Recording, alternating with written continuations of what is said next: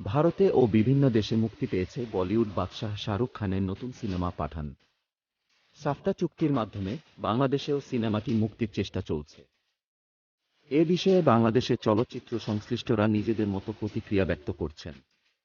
দেশে শাহরুখ খানের সিনেমা মুক্তি প্রসঙ্গে বাংলাদেশ চলচ্চিত্র শিল্পী সমিতির সাবেক সাধারণ সম্পাদক চিত্রনায়ক জায়েদ খান বলছেন, বাংলাদেশে হিন্দি ছবি মুক্তি দিতে চাইলে ভারতে আমার ছবি, আমাদের সংস্কৃতির ছবি মুক্তি দিতে হবে, না হলে আমি এদেশে কোনোভাবেই হিন্দি ছবি মুক্তি দেওয়ার পক্ষে না।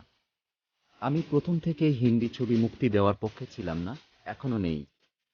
জায়েদ মনে করেন, হিন্দি সিনেমা আমদানির ফলে বাংলাদেশের চলচ্চিত্র ইন্ডাস্ট্রি নেপালের মতো হবে। এই অভিনেতা বলেন, আমাদের চলচ্চিত্র ইন্ডাস্ট্রি সামনে এগিয়ে যাচ্ছে, ভালো ভালো সিনেমা হচ্ছে।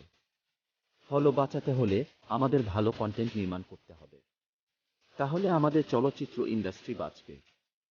হিন্দি ছবি মুক্তি দিলে আমাদের দেশীয় সংস্কৃতি ধ্বংস হয়ে যাবে। এদিকে বাংলাদেশ চলচ্চিত্র শিল্পী সমিতির বর্তমান কমিটির বলিউডের সিনেমায় আপত্তি নেই, তবে লাভের ভাগ চায় সংগঠনটি। বর্তমান সাধারণ সম্পাদক নিপুণ আক্তার বলছেন, বলিউডের ছবি বাংলাদেশে আসার ব্যাপারে ইতিমধ্যে শিল্পী সমিতির সদস্যরা একত্রিত হয়ে একটি মিটিং করেছি। সংশ্লিষ্টদের কাছে একটি লিখিত প্রস্তাবও দিয়েছিলাম। বলিউডের যে ছবিটা মুক্তির পর এদেশে লাভ হবে, সেখানকার 1% শিল্পী সমিতিতে দেবে। সমিতিতে দিলে আমাদের ফান্ড বাড়বে এবং সেই অর্থ শিল্পীদের জন্যই ব্যয় করা হবে। এখনও এই প্রস্তাবের ফিডব্যাক আসেনি।